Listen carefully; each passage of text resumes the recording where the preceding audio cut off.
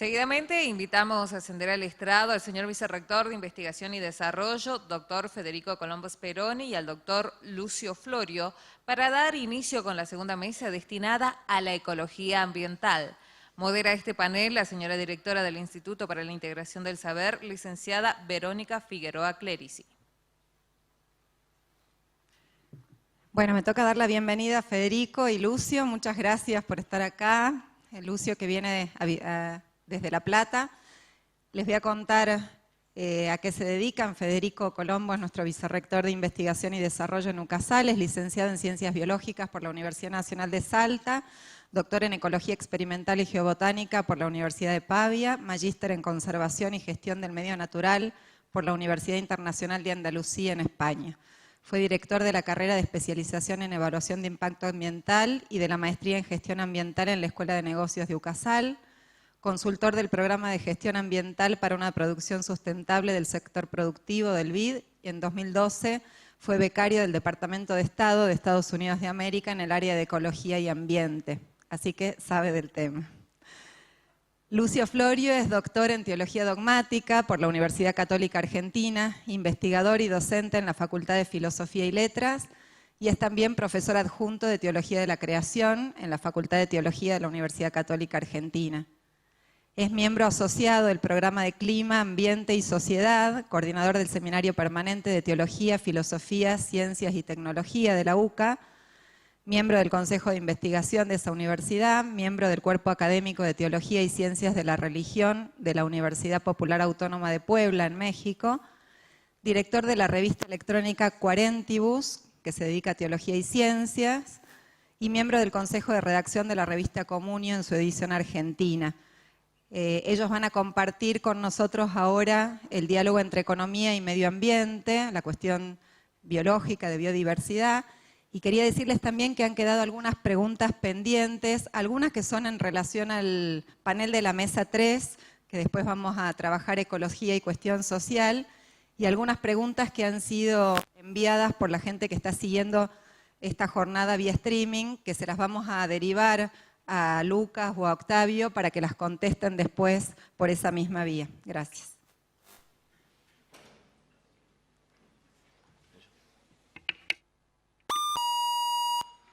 Bueno, buenos días a todos, muchas gracias por estar presentes, muchas gracias a los organizadores, al Vicerrectorado de Formación, cuando proponen esta interesante iniciativa. La verdad que nos sumamos con total gusto, uno porque es un tema que nos apasiona y otro es porque creo que hay que ir generando cada vez más estos espacios que generen no solo reflexión, sino también el debate sobre estos temas tan centrales y que de alguna manera son transversales a toda la universidad, ¿no? Cuando pensamos en estos temas no es cosas del Vicerrectorado de Formación o cosas del Vicerrectorado de Investigación, sino que tienen que ser espacios de discusión compartidos por todos. Así que muchas gracias por la invitación y por el esfuerzo de organización en Verónica y a todo el grupo, que sé que siempre es importante estos tiempos que se le dedican a estas cosas. Que uno haya pasado mucho tiempo trabajando estos temas no significa que sepa todo, más aún en estos temas que nos van cambiando los tantos permanentemente.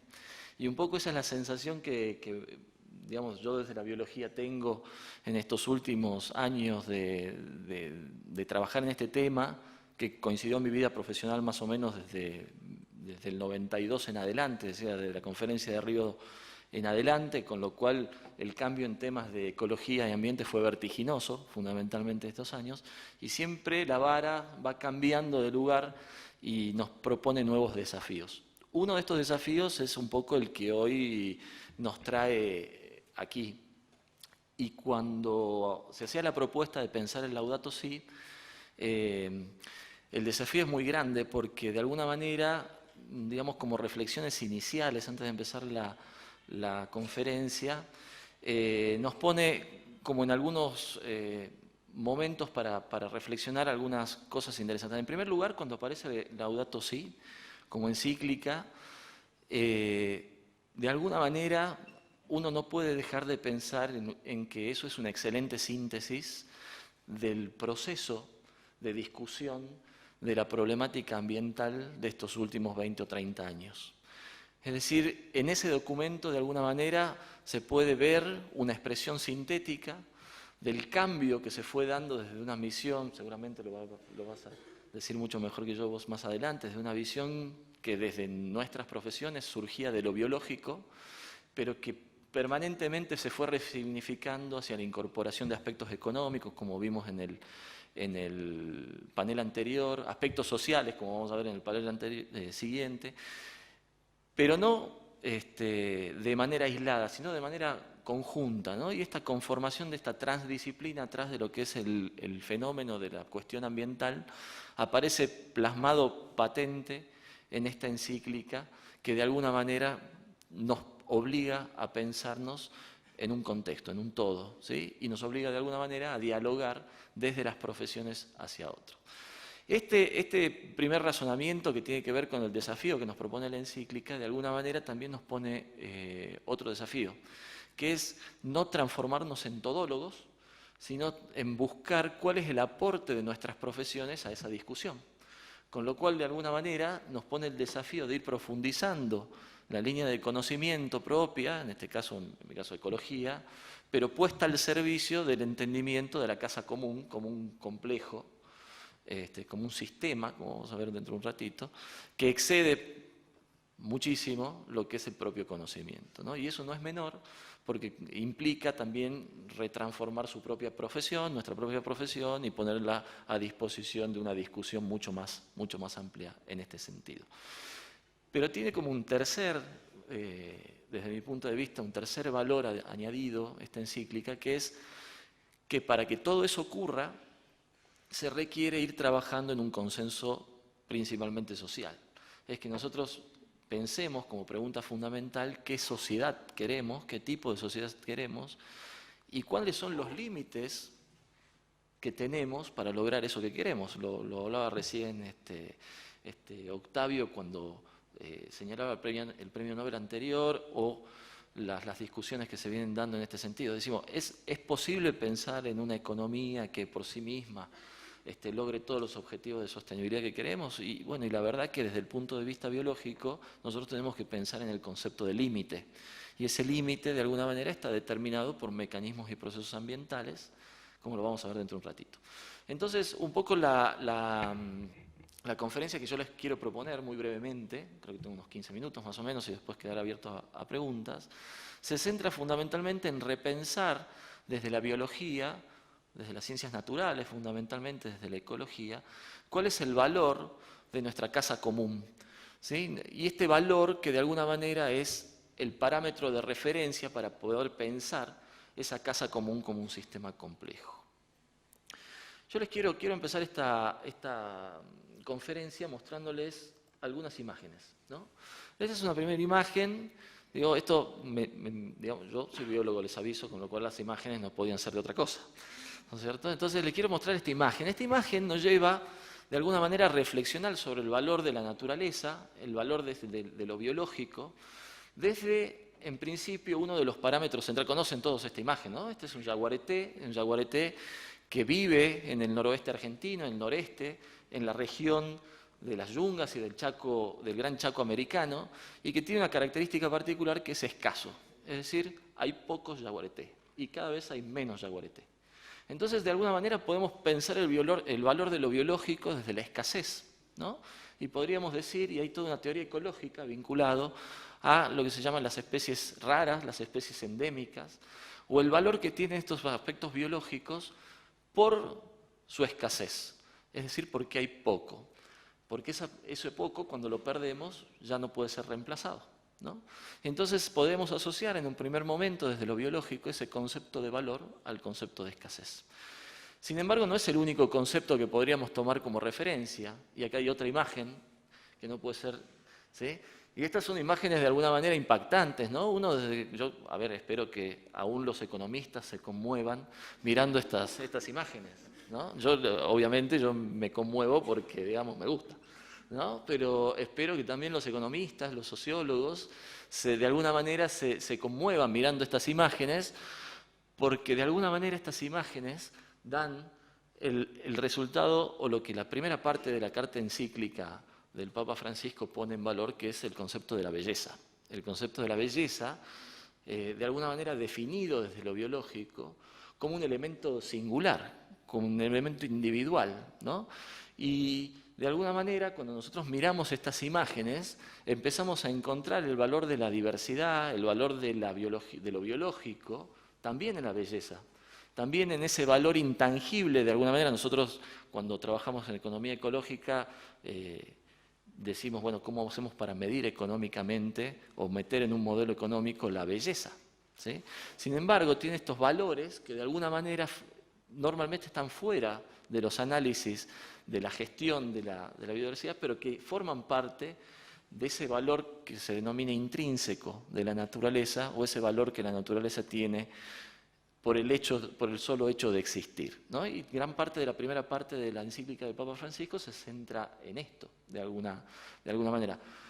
Pero aún los que somos más feos, de alguna manera, tenemos también valor, ¿no? Y aquí aparecen otros valores basados en la naturaleza que tienen que ver con el valor de lo complejo, el valor de que estos elementos, este es un murciélago, lo anterior, perdón, era un águila arpía, que también vive en el noroeste argentino y en el NEA, es uno de los, digamos, de las especies más significativas. Puede llegar a tener 2 metros de envergadura de ala, puede llegar a tener 80 centímetros de altura. Las garras son del tamaño de una mano humana, o sea que, digamos, esto es un valor muy significativo asociado a lo que es la belleza, a su, ¿no? Pero también, digo, como les decía, hasta los más feos tienen valores. Este es un murciélago que vive acá también en el noroeste argentino y de alguna manera en la especialización de las funciones biológicas de estos organismos también se encuentra valor. Como algo que puede ser ciego puede volar, ¿no? Entonces esa explicación de cómo la naturaleza funciona, cómo los mecanismos y procesos biológicos se conjugan a lo largo del tiempo para lograr estos resultados, aparece fascinante. Las corrientes recientes vinculadas al valor de la naturaleza centran este valor en la complejidad. Es decir, cómo a nivel de genes, cómo a nivel de individuos o cómo a nivel de ecosistemas, los mecanismos y procesos ambientales que vamos a ver de alguna manera se conforman y han sido conformados a lo largo del tiempo y van cambiando para lograr una complejidad que es digna de valor. Esto quiere decir que aquellas especies, aquellos genes, aquellos espacios territoriales que se pierden, porque son complejos, son irrecuperables. Y el hecho de que sean irrecuperables no tiene que ver con que no los podamos de alguna manera replicar desde lo tecnológico, por ejemplo, como lo vamos a ver adelante, sino el concepto de complejidad hace referencia al concepto de la innovación, al concepto de la diferencia, al concepto de tener diferentes opciones que van cambiando a lo largo del tiempo y que generan una oportunidad. Lo vamos a ver un poquito más adelante. Entonces, este concepto de irrecuperable, de alguna manera, hace referencia a que estamos perdiendo oportunidades a las generaciones futuras. Si algo lo perdemos en esta generación, no está disponible para las generaciones futuras, ¿no? Ese concepto de complejidad, si nosotros lo miramos desde el punto de vista individual de una especie, también puede ser asociado a esa complejidad que existe por el solo hecho de existir, de este arreglo específico, biológico, en una especie, en un gen, en un determinado grupo de organismos, nos lleva como una segunda parte, o como un segundo estadio de valor, que tiene que ver con el rol que tiene esta complejidad, con el rol que tienen estos organismos, en un sistema natural. Delibes de Castro, que es un profesor de la universidad, ahora jubilado, pero un profesor importante de la Universidad de Madrid, que es de alguna manera el discípulo de González Bernaldez, que es como el principal ecólogo de lengua española de los últimos años, dice que la diversidad sobre la Tierra, en su libro que se llama Vida, dice que la diversidad de la Tierra puede ser entendida como un proceso de cambio continuo.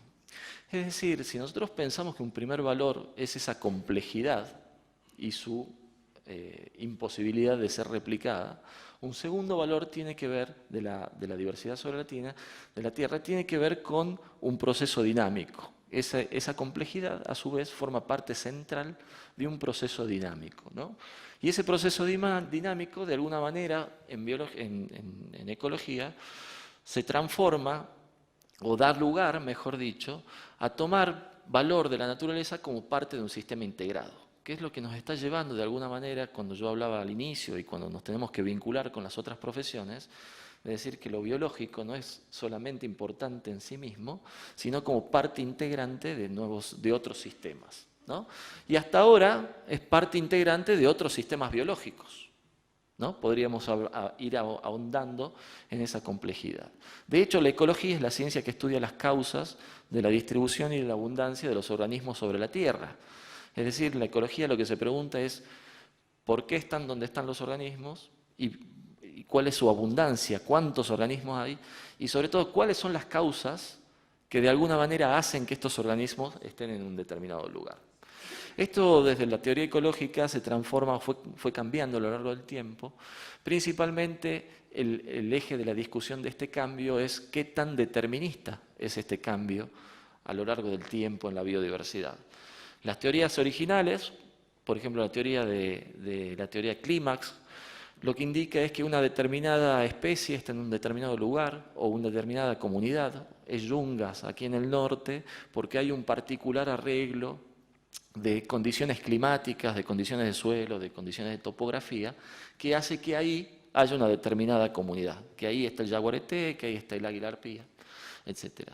Sin embargo, más recientemente se reconoce el valor de la historia de uso para la determinación de un determinado valor ecológico en un determinado lugar.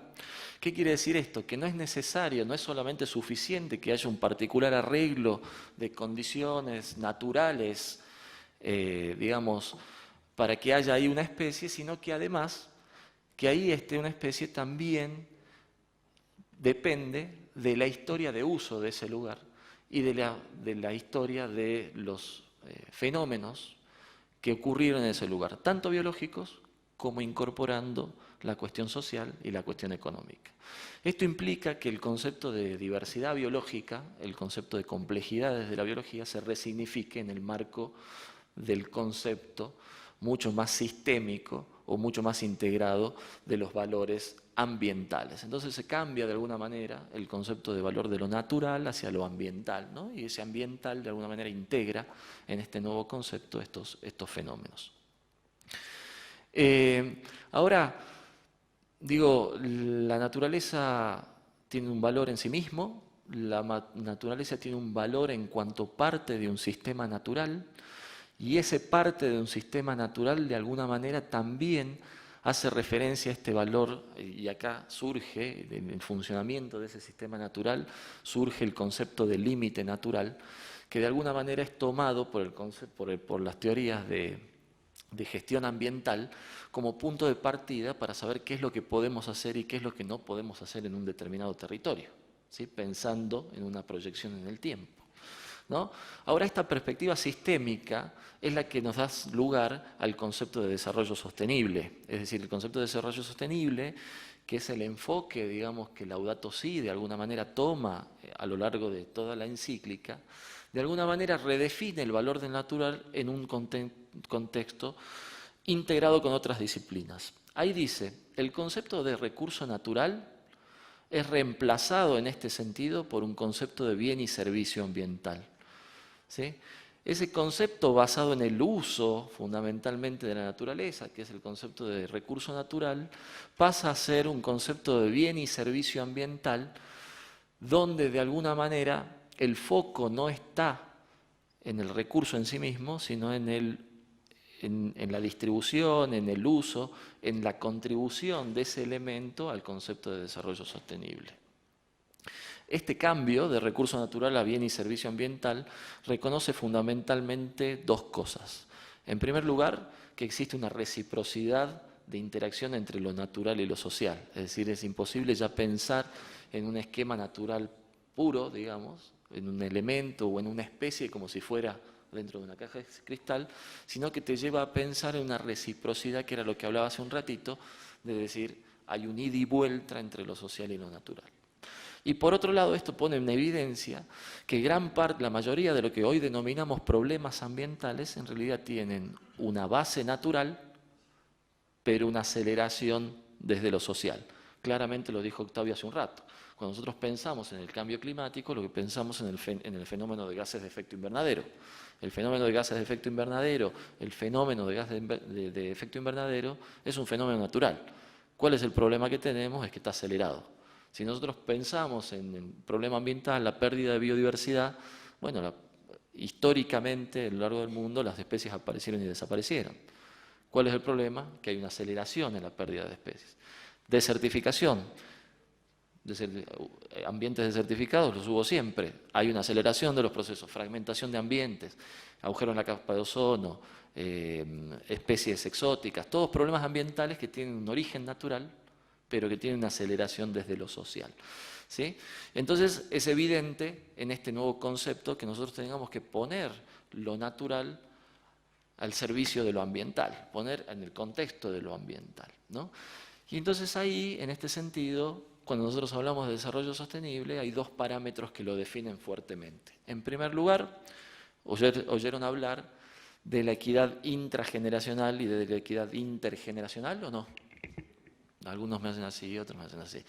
El concepto de desarrollo sostenible, fundamentalmente, tiene una definición muy interesante. Dice, el concepto original de desarrollo, ¿no? Dice, el desarrollo sostenible es aquel desarrollo que permite garantizar las necesidades de las generaciones actuales sin comprometer la capacidad de las generaciones futuras de satisfacer sus propias necesidades. Esto nos pone desde lo natural en una dicotomía de decir, bueno, yo tengo que utilizar la naturaleza para cubrir con las necesidades de las generaciones actuales, pero no tengo que comprometer la capacidad de las generaciones futuras. Esa es una sutileza que vamos a ver dentro de un ratito, que hace desde lo biológico a lo que sería la equidad intergeneracional, ¿no? Entonces, a esto se refiere la equidad intrageneracional e intergeneracional. Intrageneracional, la responsabilidad que tenemos con la población, con la sociedad actual. La responsabilidad intergeneracional, lo que tenemos hacia las generaciones futuras. La equidad intergeneracional, desde el punto de vista biológico, es un problema de disponibilidad y de acceso a los bienes y servicios ambientales, ¿sí? Hoy la naturaleza produce bienes, produce servicios. El desafío es que estén disponibles, asequibles y utilizables de manera equitativa por la sociedad, ¿no? Entonces decimos que el concepto de límite, hasta dónde una sociedad puede utilizar y hasta dónde está la distribución en esa sociedad. Entonces el foco de lo natural está en la productividad. Desde el punto de vista de la gestión ambiental surge ese concepto de tasa de cosecha sustentable. No sé si escucharon hablar alguna vez. Uno cuando hace un plan de manejo para un bosque, lo que dice es, bueno, ¿cuánta madera puedo sacar de ese bosque? Bueno, la respuesta es clara, puedo sacar tanta madera cuanto el bosque se recomponga. Entonces, si decimos, ¿cuánto crece un árbol por año? Bueno, pues crece 1 centímetro por año. Multiplico el centímetro por la cantidad de árboles, por la superficie que quiero utilizar y sé cuánta madera puedo sacar en términos económicos sin afectar el capital natural que tengo dentro de ese bosque. ¿Sí? Eso es bastante fácil. El problema es después de decir eso, cómo lo distribuyo también de alguna manera. Ese concepto de productividad natural de alguna manera nos pone el concepto de límite. Si yo saco más de lo que ese bosque produce, digo, estoy afectando ese capital natural, ¿sí? Bueno, ¿cómo supero esto? ¿Se les ocurre cómo supero este tema del límite? Porque el concepto de límite es un concepto de Malthus de muchísimos años. ¿Cómo lo supero? Avance tecnológico. Ese árbol con ingeniería genética crece más rápido, fundamentalmente, con lo cual puedo cosechar más. Y de hecho el avance tecnológico para la equidad intrageneracional, lo tomás vos después seguramente, va cambiando de alguna manera el límite, ¿no? Y cada vez podemos usar más, cada vez podemos pasar ese límite, y ese avance tecnológico de alguna manera hace que el concepto de sostenibilidad también vaya moviendo su frontera. La pregunta acá es hasta dónde el avance tecnológico nos va a permitir sostener las pautas de consumo que hoy estamos teniendo. Algo se discutió hace un rato. Este es un gráfico que me parece interesante proponerlo porque es lo que pone de alguna manera en evidencia el límite ecológico que tenemos con relación a las pautas de consumo. Esto es un análisis del 2017 que hace una organización que se llama Footprint, pero fue recuperado por National Geographic en algunas revistas y fue recuperado inclusive por el diario Clarín el año pasado en un artículo bastante interesante que te dice, ¿qué dice el gráfico este? ¿Cuántos planetas necesitamos para sostener pautas de consumo como si todos los habitantes de la Tierra consumieran como Qatar, Australia, Estados Unidos, Emiratos Árabes, Uruguay, Brasil y Argentina? Es decir, si todos los habitantes de la Tierra consumieran en un año, ¿sí?, como un habitante, como consume en promedio un habitante de Argentina, necesitaríamos 1,8 planetas. Si todos los habitantes de la Tierra consumieran, ¿sí?, en promedio, como consume en promedio un habitante de Estados Unidos, necesitaríamos 4,8 planetas. ¿Sí? Y esto pone en evidencia, por un lado, el concepto de límite planetario, es decir, los recursos, ¿sí?, o los bienes y servicios, mejor dicho, son finitos, el concepto del límite. Y por otro lado, la inequidad en el consumo. Algo tenemos que hacer con estas pautas de consumo que decíamos antes, porque es evidente que no tenemos 4,8 planetas, ¿no? Y ese es el gran desafío de lo que significa, desde el punto de vista biológico, la equidad intrageneracional. Cuando nosotros hablamos de la equidad intergeneracional, acá me voy a permitir hacer un pequeño análisis con relación a esa sutileza que tiene la definición de desarrollo sostenible, que para nosotros los biólogos es buenísima. Cuando nosotros pensamos en el concepto de desarrollo sostenible, ¿se acuerdan que había dicho que el desafío era garantizar calidad de vida en esta generación, pero también que las próximas generaciones, ¿sí? ¿Se acuerdan de la definición que dijimos? El desarrollo sostenible es aquel desarrollo que satisface las necesidades de las generaciones presentes sin comprometer la capacidad de las generaciones futuras de satisfacer sus propias necesidades. Y ahí hay una sutileza, que no te dice que nosotros tenemos que, como generación presente, garantizar, digamos, el bienestar de las generaciones futuras. Lo que tenemos que garantizar es la posibilidad de que las generaciones futuras utilicen esos bienes y servicios ambientales como mejor les parezcan. Y esto es una sutileza muy importante, porque yo les puedo hacer la pregunta. Ustedes hagan un pequeño ejercicio. Imagínense una sociedad dentro de 300 años. ¿Se la imaginaron? ¿Un poquito? Volviendo al ejemplo anterior del bosque, yo puedo calcular muy bien cuánta madera necesito. ¿La sociedad dentro de 300 años va a necesitar madera? Y ahí siempre hago esta pregunta, empezamos, sí, no, pero va a necesitar agua, pero va a necesitar oxígeno, pero madera, no sé si va a necesitar madera. Lo que yo estoy seguro es que va a necesitar un bosque, ¿no? ¿Por qué? Porque por más de que no necesite madera, ese bosque no es solo madera. Ese bosque, además de madera, son principios activos farmacéuticos. Ese bosque además tiene función climática, además genera suelo. Entonces el foco no está en el bien y en el servicio, está en el bosque funcional. Y ese es el gran aporte de la biología, de la ecología, al desarrollo sostenible. Nosotros lo que tenemos que garantizar es que ese sistema sigue funcionando. Y cuando lo usamos va a seguir funcionando igual y seguramente no. Ese es el concepto de impacto ambiental, va a cambiar en su funcionamiento. Lo que tenemos que tener de acuerdo como sociedad es cuánto queremos que cambie y cuánto queremos que siga funcionando como tal. Y eso es un acuerdo social, es un acuerdo de consumo, es un acuerdo de pautas de producción fundamentalmente, ¿no? Entonces ahí el problema de la equidad generacional tiene que ver con una pérdida de oportunidades a futuro. Cuanto más consumo ahora, menos oportunidades tienen en el futuro. Ahí hay una autora que se llama Brown Weiss, original de los años 90 también, que dice que el problema de la inequidad futura pasa por 3 partes. En primer lugar, por el agotamiento de recursos. Si el recurso está agotado o si el bien y el servicio no existe más, digo, pérdida de oportunidades para las generaciones futuras.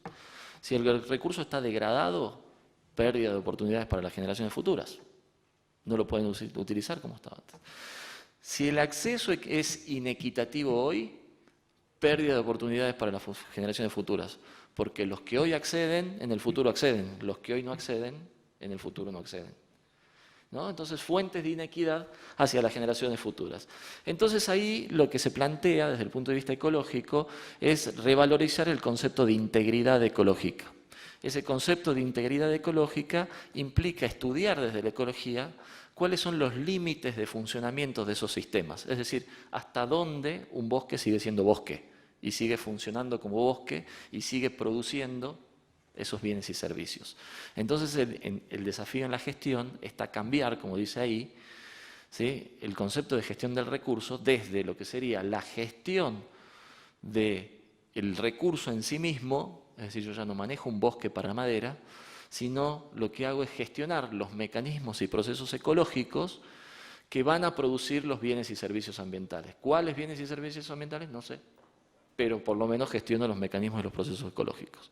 Eso es garantizar lo que se denomina en ecología la integridad ecológica, el funcionamiento de ese sistema.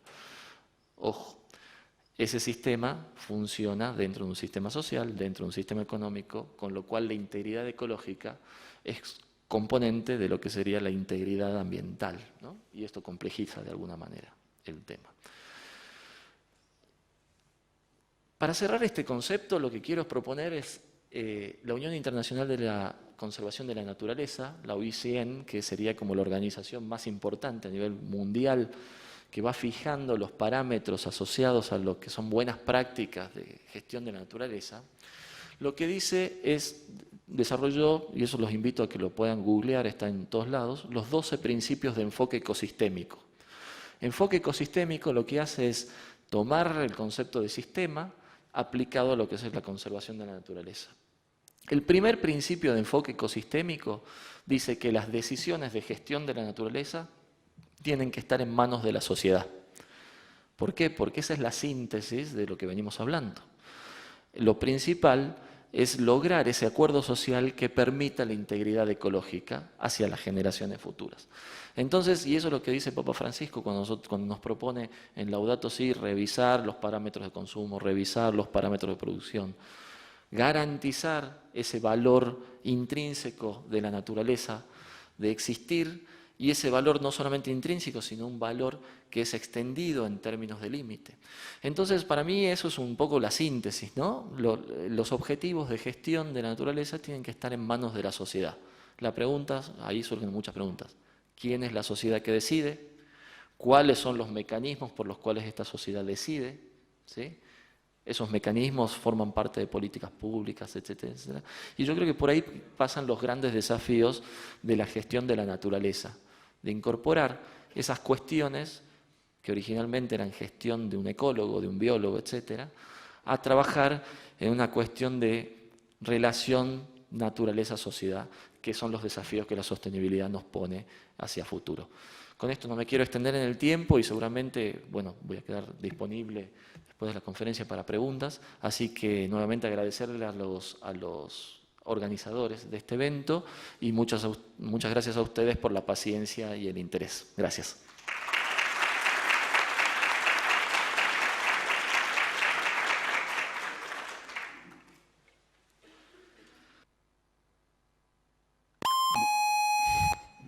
Buenos días a todos. Agradezco también, por supuesto, al Vicerrectorado de Investigación y al Instituto de Integración del Saber por la invitación. Yo voy a continuar un poco con lo que se viene conversando, pero con otro registro más teológico. La idea que tengo que voy a presentar es, en primer lugar, cómo de alguna forma la crisis ambiental nos obliga, ya se habló hace un rato de eso, casi nos exige un pensamiento interdisciplinario, un pensamiento fuerte, interdisciplinario, no tenemos una opción B, y ahí vamos a ver si hay un espacio para lo religioso. Laudato Si lo incluye y es un gran aporte en ese sentido. Y en segundo lugar, algo desde la teología. Entre aquí hay muchos que están estudiando teología en distintas carreras y veremos si trataré de proponer si la teología puede decir algo. Quiero decir que yo vengo de una formación primariamente teológica y filosófica, pero siempre con una gran vocación por lo biológico, que era mi primera vocación. Vengo de La Plata, donde hay un museo, una tradición biológica muy fuerte. Así que regreso desde la relación entre teología y ciencias, que es un tema que se ha desarrollado mucho en este tiempo. Pero en primer lugar, entonces, lo que quiero poner de relieve es que de alguna forma la cuestión ecológica, ambiental, está como exigiendo un pensamiento integrado, interdisciplinar, transdisciplinar, que incluya realmente distintos modos de acceder a algo que es absolutamente digamos, fundamental para nosotros y para la subsistencia de lo humano y de la vida en el planeta.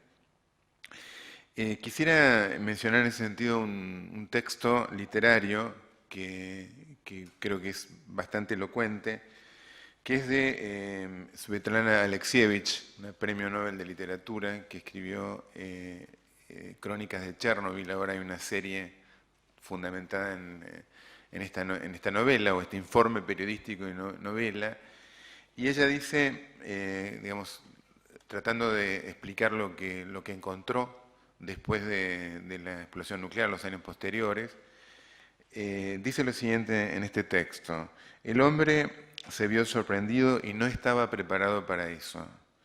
No estaba preparado como especie biológica, pues no funcionaba todo su instrumental natural, los sensores diseñados para ver, oír, palpar. Los sentidos ya no le servían para nada. Los ojos y los oídos, los dedos, ya no servían, no podían servir, por cuanto que la radiación no se ve y no tiene olor ni sonido, es incorpórea. El mundo que nos rodeaba antes, amoldable y amistoso, ahora infundía pavor. La gente mayor, cuando se marchaba evacuada y aún sin saber que era para siempre, miraba al cielo y decía: brilla el sol, no se ve ni humos ni gases, no se oyen disparos.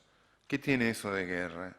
En cambio, nos vemos obligados a convertirnos en refugiados.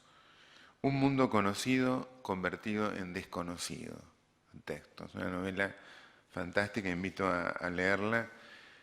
Y que de alguna forma, a pesar de que está focalizada en un evento nuclear y, digamos, uno de los factores de modificación del planeta que se están dando y que pueden darse, puntuales, sin embargo, introduce en esto que se viene comentando en las anteriores ponencias, es que realmente nos encontramos con un mundo que era conocido y que de golpe empieza a ser desconocido en sus reacciones. Por lo menos no está reaccionando exactamente de la misma manera de antes, ¿no es cierto? Y esto nos coloca, como decíamos, en una situación de pensar el planeta. La ciencia, por su parte, nos ha dado, yo estoy no usando los recursos, nos ha dado algunas ideas e imágenes, sobre todo una composición de una historia de la vida y del universo, del Big Bang, de la vida más reciente en este planeta. Y digamos, lo primero que tenemos que pensar es que esa narración es fantástica, esa explicación, y sin embargo nos invita a continuarla también en un plano religioso. Acá hay simplemente un árbol de la vida, un árbol filogenético, así muy esquematizado. Hay muchos, desde que Darwin esbozara en sus cuadernos de notas ese primer árbol, se vienen componiendo, sabrás mucho más de eso que yo, dibujos conceptuales de organización de las especies y de su historia.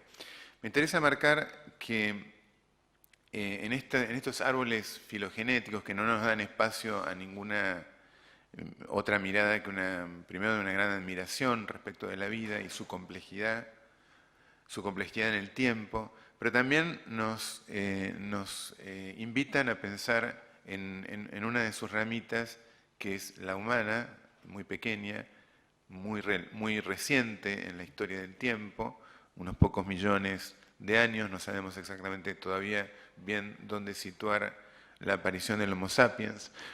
Y esto nos coloca delante de una narrativa, una narración, una historia de la vida, en donde también nosotros, desde la perspectiva religiosa y teológica, tenemos algo para aportar, ¿no es cierto? ¿Hay espacio para una narración o una explicación religiosa del problema de la vida en el contexto ambiental? Y obviamente que sí. Yo lo que quiero decir, digamos, como primer punto, es que de alguna manera la crisis ambiental casi que nos obliga a hacer un replanteo más profundo desde la perspectiva religiosa. Es interesante que Laudato Si lo incorpora sobre todo en sus primeros capítulos un diagnóstico muy detallado del estado de situación científica, pero también hace notar que la situación es de tal magnitud que casi obliga a introducir elementos de sentido. De golpe nos encontramos con una situación en la que estamos bajo riesgo real, ¿no es cierto? Está bajo riesgo el planeta, y entonces no alcanza con la mera explicación científica y tecnológica. Es fundamental y se la incorpora, es la que nos permite concebir un poco un estado de situación general del planeta y del ser humano, pero de golpe emerge la pregunta por el sentido nuevamente. Es como cuando un enfermo de golpe le dicen que tiene una enfermedad grave y entonces, además de la necesidad de recurrir a la medicina, necesita nuevamente formularse preguntas por el sentido.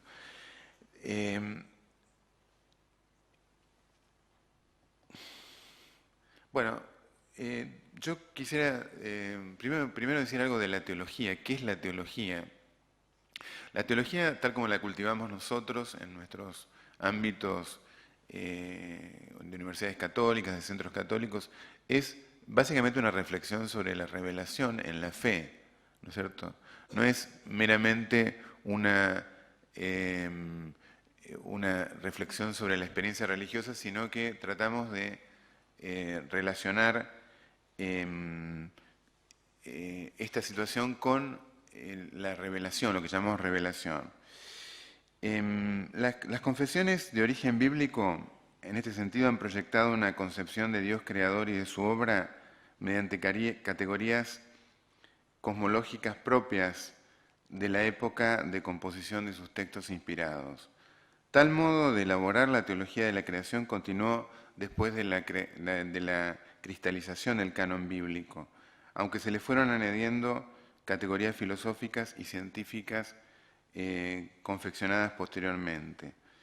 En el cambio de concepción epistemológica que se produjo durante la revolución científica moderna, la teología se comenzó a cotejar con estas ciencias nacientes. El problema ecológico en la formación del canon bíblico, si uno va, digamos, a la Biblia a buscar problemática ecológica, en principio no la encuentra, ¿no es cierto? Porque obviamente no era un problema del momento, es un problema reciente como tal. Digamos, la magnitud de la actividad humana durante el periodo antiguo era muy pequeña, es decir, la naturaleza era absolutamente mucho más vasta, de manera que no podemos encontrar una teología ecológica, estrictamente hablando, en los textos bíblicos.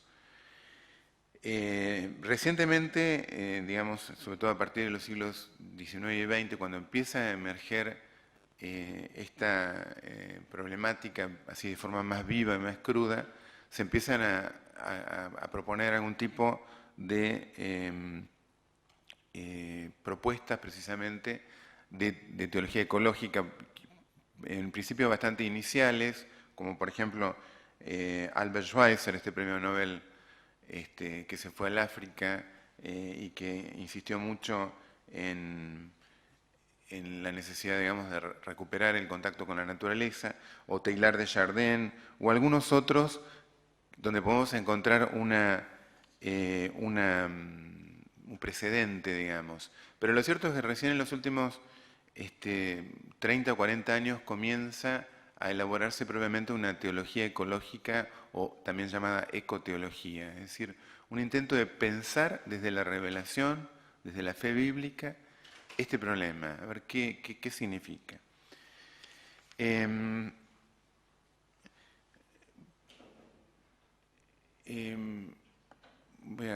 Simplemente no quiero volver a repetir algunas cosas que ya se han dicho, pero me interesa introducir el concepto de antropoceno. Antropoceno es una categoría que se ha incluido recientemente, básicamente para decir que estamos en una nueva edad del planeta. El problema ecológico no es solamente un problema puntual de modificación del ambiente, que lo es, sino que es básicamente una presencia humana sobre todos los procesos del planeta. Ya no existe ninguna parcela del planeta, ni en el fondo de los mares, ni en el clima que hemos hablado, ni por supuesto en bosques o ríos, que no esté de alguna forma tocado por la mano humana. Es decir, el antropoceno lo que nos está diciendo es que hemos ingresado en una historia evolutiva del planeta en la que uno de sus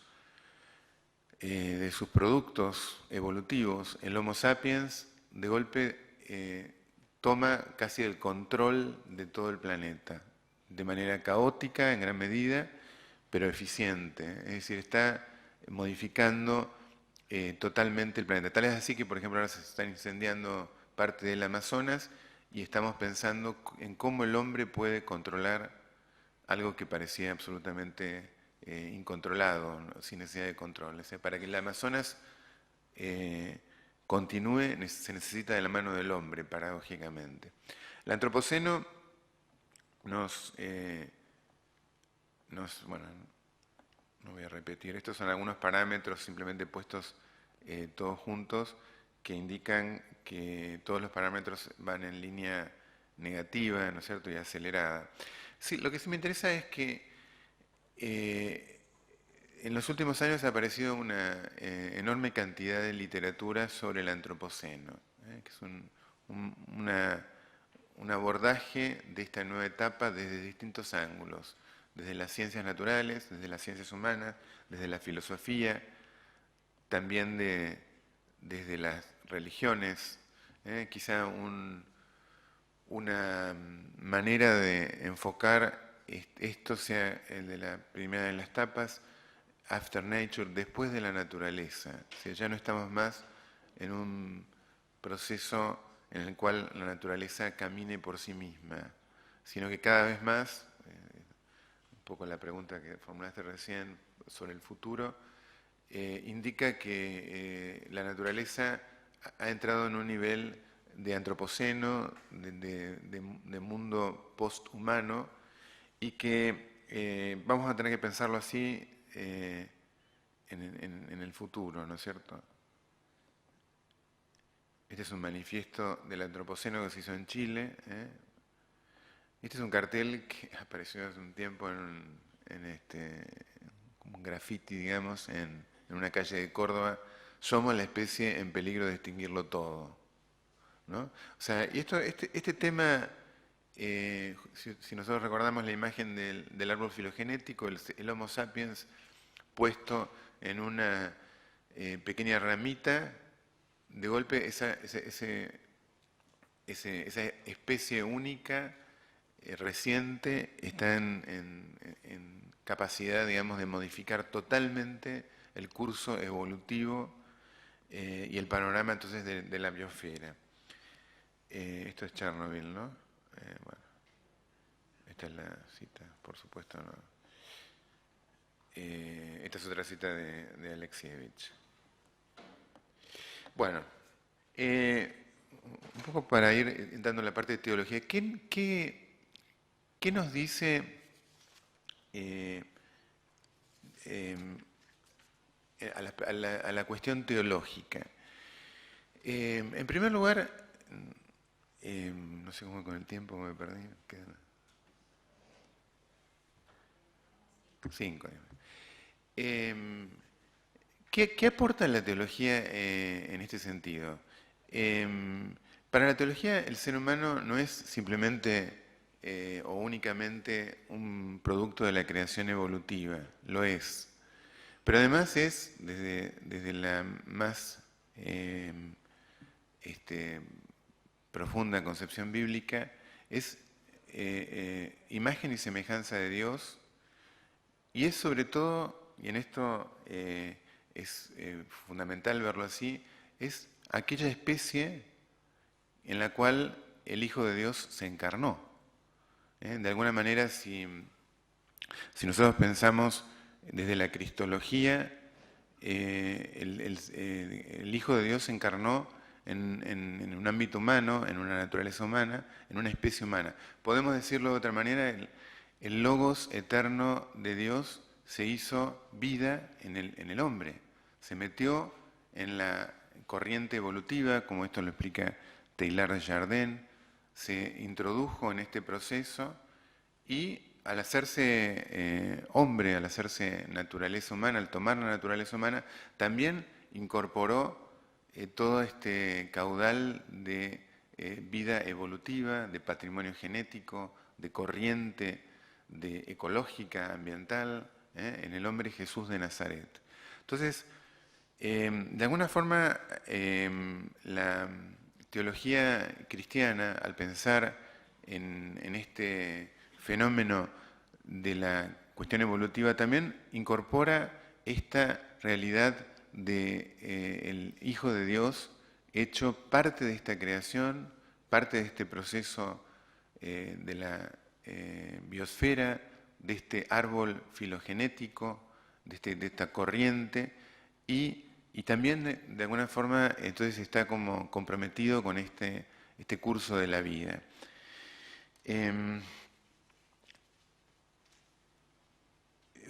Por ese motivo, la recepción teológica de la crisis ambiental en el marco de una teología evolutiva permite retomar el lazo intrínseco existente entre creación y soteriología, que es la teoría de la salvación, que emerge de los textos bíblicos. En efecto, la fe en la creación surgió en conexión estrecha y como segundo momento de la fe en el Dios Salvador. O sea, en los textos bíblicos lo primero que se configuró fue la idea de que Dios salió al encuentro del hombre. Después se elaboraron los textos de creación. Una teología ecológica permanecería incompleta sin una vinculación con la soteriología, reflexión creyente de la salvación. En definitiva, el proyecto creador de Dios, según la perspectiva bíblica, es el de una creación en vistas a una transformación no solo del ser humano, sino también del mismo universo. La crisis ecológica se presenta como un momento crítico de este designio. El ser humano, criatura central en el proyecto divino, emerge con una posibilidad de dañar irremediablemente su hábitat, condicionando de este modo el propósito final de la economía de la salvación o de la historia de la salvación. Y sin embargo, también apoyándonos en los textos bíblicos, el ser humano aparece como renovado por la Pascua y estaría entonces en condiciones de retomar su lugar de administrador y co-creador mediante un trabajo de orientación del proceso ecológico hacia una instancia de plenitud y de no destrucción. Los pensadores cristianos de los primeros siglos acuñaron la expresión economía o economía de la salvación, o sea, la misma palabra que usamos para la administración de los bienes materiales, los padres griegos hablaban de de diseño, un designio en el tiempo, administrado en el tiempo, en el plan de salvación. Y de esta manera entonces designaban ese plan de Dios administrado en la historia.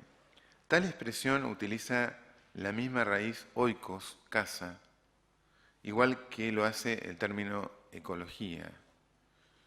En última instancia, la expresión economía es un intento por traducir en palabras el plan de Dios que incluye la creación y la redención. Por su parte, la ecología, interpretada teológicamente, no sería sino una descripción de parte de la creación que ha entrado en una fase de crisis. Y puesto que el ser humano es parte de la biosfera y responsable de la crisis ecológica, la cuestión de la salvación emerge como una cuestión con relevancia teológica. Se podría sintetizar este análisis afirmando que la crisis ecológica es una fase de la economía de la salvación, de la historia de la salvación. De golpe, en esta historia de la salvación, centrada en Cristo, por supuesto que tiene al ser humano como uno de los agentes fundamentales, no el único, se produce esta crisis, digamos, poderosa sobre la creación y que obliga a pensarla también teológicamente. Concluyo con una referencia a Laudato Si. La encíclica Laudato Si es, por una parte, punto de llegada de numerosas iniciativas y reflexiones ecológicas y teológicas. Y es, por otra parte, un texto de doctrina social de la Iglesia que introduce claramente el problema ambiental como parte esencial de la cuestión social. En cierta forma, Laudato Si se inscribe en la imprescindible narración integral sobre el planeta o historia del planeta, incluyendo el aporte de la fuente religiosa y en particular bíblica como dadora de sentido ante una situación grave que, tal como aparece, va a ir tomando perfiles menos difíciles de manejar tecnológica y científicamente. En particular, Laudato Si introduce una teología de la biosfera y del antropoceno. La primera, al colocar claramente la creación en una perspectiva evolutiva, que esto también hay que recalcarlo, o sea, Laudato Si claramente introduce la evolución, habla de la creación evolutiva, sin dejar espacio a debate sobre evolución sí o no, un poco siguiendo la línea de Pío XII y de Juan Pablo II. Entonces, al colocar la creación en perspectiva evolutiva como marco comprensivo de la situación presente de crisis ambiental.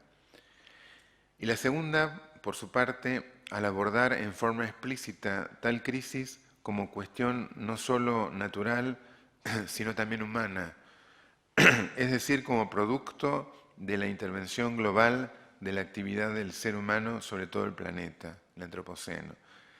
Desde este ángulo, la cuestión ambiental implica la integración en una antropología teológica que necesita ser desarrollada. Probablemente la pregunta que puede formularse es la misma que realizó el autor del Salmo 8. ¿Qué es el hombre bajo el que pusiste todo bajo sus pies? Ustedes recuerdan el Salmo 8, se pregunta, viendo la naturaleza, se pregunta, bueno, pero ¿qué es el ser humano en este contexto? Le pusiste todo bajo el dominio de sus pies, tema que ha sido discutido mucho, qué significa dominio, ¿no? Y esta pregunta del salmista la volvemos a formular teológicamente. ¿Qué es el ser humano? ¿Qué es el Homo sapiens? Producto de esta historia maravillosa, evolutiva, que de golpe toma las riendas del planeta, y genera una situación dramática respecto de la prosecución de los procesos, sobre todo de la vida en el planeta. Y esto entonces nos formula un poco la misma pregunta del Laudato Si, ¿no es cierto? ¿Cómo pensar y cómo actuar también como creyentes? O sea, ¿qué aporte podemos hacer desde la perspectiva creyente a esta realidad? Creo que en ese sentido Laudato Si es es un modelo muy equilibrado porque justamente utiliza el diagnóstico de las ciencias, pero coloca la necesidad de relacionar todo esto con el ámbito del sentido. Es decir, en el fondo, ¿para qué? ¿Y hacia dónde? Y es ahí donde el pensamiento creyente, en particular el pensamiento de origen bíblico, cristiano, más en particular, tiene y puede aportar, ¿no es cierto? Bueno, hasta aquí un poco la presentación. Gracias.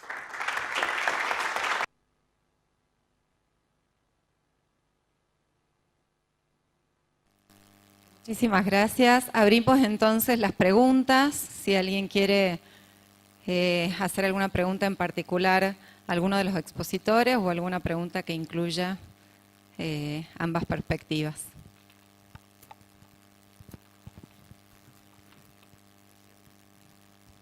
Me parece que es más para Lucio el tema de cómo, si podemos dar una interpretación correcta o algo así sobre este pasaje bíblico de multiplíquense y dominen la tierra, ¿no? Que más o menos al final estabas diciendo, pero ¿cómo podríamos dar una explicación de este tema hoy que vemos que el dominio ha generado algunos problemas ecológicos?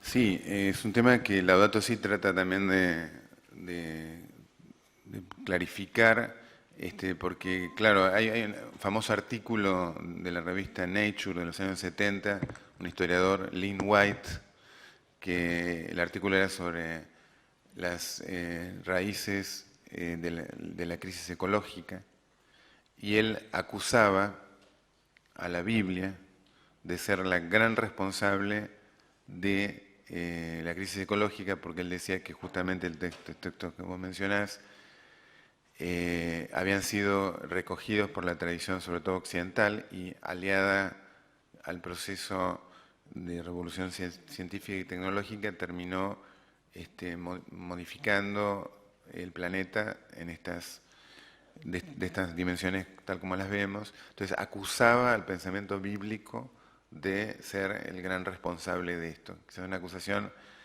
exagerada, pero que algo de verdad contiene, en el sentido de que evidentemente en muchos momentos de la historia se pensó que los textos bíblicos daban un poco de tarjeta verde para dominar y de cualquier manera posible el planeta. Los textos en realidad, esto sería más para un biblista, apuntan más y así lo traduce Laudato Si, a una función de administrador, de perfeccionador del planeta o de la creación, no de la destrucción, es decir, más en la línea de justamente de un cuidado, un desarrollo cuidadoso de co-creación, es cierto, el ser humano está puesto con un rol particular, según los textos bíblicos, en la tarea de la creación, pero de ninguna manera en esta perspectiva de dominio despótico que evidentemente ha sido parte de la interpretación. Por otro lado, desde el punto de vista de la lógica interna de la Biblia, es como contradictorio la idea de una creación para después ser destruida, ¿no es cierto? El tema de la cuestión poblacional, que no es muy abordado en Laudato Si, que tampoco está colateralmente en tu mención, también habría que verlo en ese sentido. Por eso,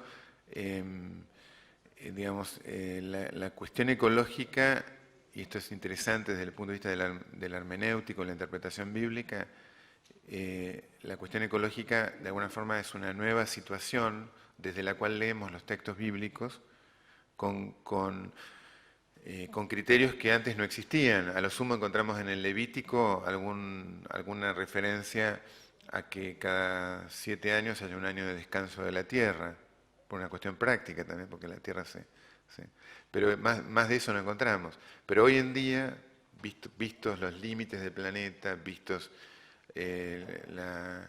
digamos que no toda acción humana va en la línea de la perfección o del progreso, sino que hay que pensar de otra manera en esta intervención humana, hacemos una lectura muy distinta, ¿no?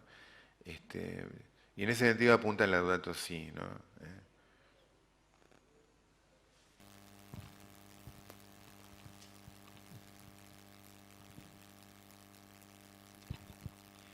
Sí, una pregunta para Federico.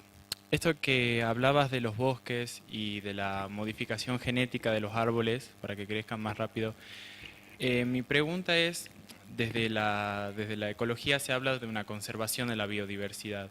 Entonces, ¿hasta qué punto nosotros como especie o como tomando responsabilidad en cuanto a la naturaleza podemos modificar sin perturbar la naturalidad, digamos, de lo que se nos presenta en la naturaleza?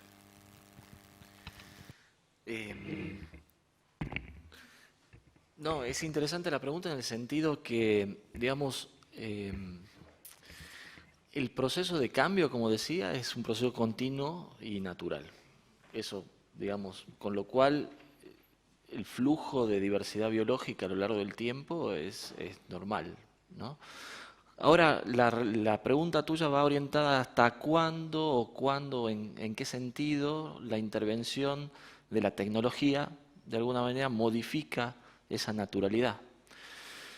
Y 100% la modifica, porque es parte digamos, es un plus al cambio. Ahora la pregunta central, o sea, sí o sí la modifica. Ahora la pregunta es hasta cuándo sería conveniente. Yo traduzco esto, digamos, en términos de pensamiento ecológico. ¿Hasta cuánto esa modificación sería conveniente en términos de mecanismos y procesos ambientales? Y eso no se sabe. Eso es parte del avance tecnológico que tiene que ver con ir descubriendo consecuencias a medida que se van produciendo los cambios. Entonces vamos a ver cuál es el impacto ambiental de un organismo genéticamente modificado. Y esa es la gran discusión que tenemos hoy con los transgénicos. Digamos, bueno, los transgénicos están. ¿Cuál va a ser su impacto ambiental? Hoy no lo sabemos. Podemos explorarlos, podemos tener algunas ideas, ¿no? En el caso de soja transgénica es un producto alimenticio, ¿eso llega a la salud humana? Sí, no, esa es la gran discusión. Ahora, es indudable que es parte de un proceso de cambio donde el avance tecnológico, el desarrollo de nuevas tecnologías o la incorporación de esto a un ida y vuelta entre sociedad y naturaleza hace que pensemos la naturaleza desde otro punto de vista. Es decir, hoy esa diversidad no está dada solamente por procesos naturales, sino que también está dado por procesos artificiales. ¿Cuál es el impacto de eso? Se va a ir viendo, es parte del proceso, ¿no? Y hoy es una de las grandes discusiones que tenemos esto. Ahora, esta relación entre vos por ahí lo podés resumir mejor, pero esto porque fue parte de la discusión digamos, de ciencia, de lo natural y lo artificial. Esto es una discusión muy vieja, digamos, en el ida y vuelta que hay en estos dos procesos, ¿no? Ahora, si lo ponemos en términos de impacto, bueno, ahí ya se abre otra puerta muy diferente, que es una puerta bastante a la incertidumbre. Tiene que ver con riesgos, ¿no? Y hoy los sistemas de gestión ambiental lo que incorporan es el concepto de riesgo, ¿no? El concepto de riesgo que se traduce en la normativa, principios preventivos, precautorios, pero también se traduce en la gestión diaria, digamos, uno hace análisis de riesgo cuando hace un estudio de impacto ambiental, ¿no? Entonces hoy en esta ida y vuelta está lo transgénico, por ejemplo, está digamos, en el ámbito del riesgo, del análisis del riesgo, fundamentalmente. No hay una respuesta concreta para decir cómo eso va a suceder en el futuro. Desde mi punto de vista, no sé, capaz que alguien tiene alguna línea diferente en este sentido, ¿no? No sé si responde tu pregunta. Gracias. Allá, mira, hay una... Más y vamos a después avanzar para ajustar un poquito el horario de la jornada. Buenos días, mi pregunta es para Federico. Hablando sobre el tema que tocaste mucho sobre los límites, que en términos de ecología entra mucho el concepto también de capacidad de carga del ambiente, etcétera. Creo que ya tocó un tema medio tabú en ese ámbito. ¿Qué opinas sobre la capacidad de carga justamente del crecimiento poblacional? Porque visto en términos de límite, incluso todas las especies tienen esa capacidad de carga en el ambiente. Y por más que seamos sustentables, por más que por medio de la tecnología podamos, de cierta manera, llegar a un equilibrio, el simple hecho de existir nos pone en una posición de tener que ocupar una superficie, lo cual abarca recursos y muchas otras cuestiones. Entonces, en base a eso, ¿cuál sería tu opinión con respecto a la capacidad de carga del crecimiento poblacional del ser humano? Esa es una de las preguntas centrales, digo, de la discusión ecológica. Ahí, digamos, el concepto de capacidad de carga, desde el concepto clásico original de capacidad de carga, tiene que ver con la relación de capacidad de uso con relación a la capacidad productiva, que era un poco lo que hablábamos. Es decir, no sé, una pastura produce tanta materia orgánica por año, entonces uno puede calcular el número de vacas en función de ese territorio. Puntualmente ese es el concepto original de capacidad de carga. Cuando se traduce ese concepto de capacidad de carga a estas discusiones más globales, digamos, ahí, digamos, yo no creo que sea tan directa la traducción, digamos, porque este concepto que fue capacidad de carga fue originado en términos de uso muy concreto. Cuando uno lo transforma, cuando uno trata de aplicar ese concepto a esta problemática que estás planteando, que es la capacidad de carga global, entre comillas, ahí entran otras cuestiones que tienen que ver con avance tecnológico y yo prefería, no es que prefería, sino que actualmente un poco lo que se está hablando, más que el concepto de capacidad de carga global, es en el umbral de cambio aceptable. Es decir, cuando uno piensa que la sociedad tiene una incidencia, un impacto, digamos, sobre la naturaleza en estos términos directos, digamos, yo en la exposición lo planteo como un ida y vuelta, digamos, ¿no? O sea, que es un sistema y al ser sistema se retroalimenta.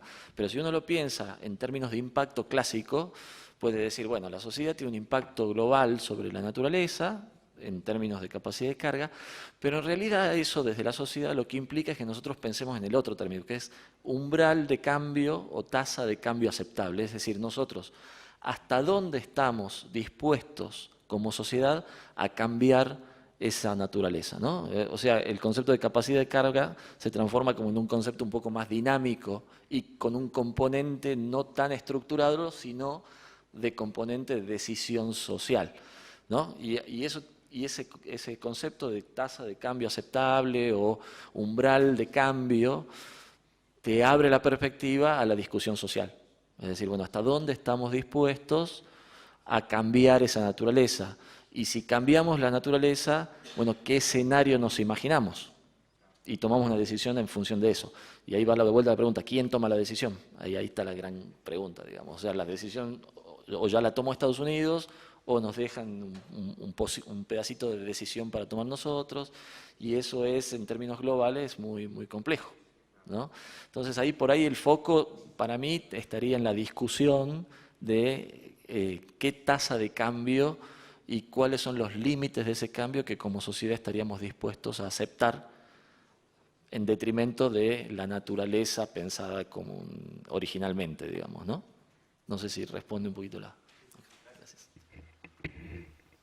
Bueno, muy bien, les agradecemos muchísimo, Federico, Lucio, que se merecen otro aplauso.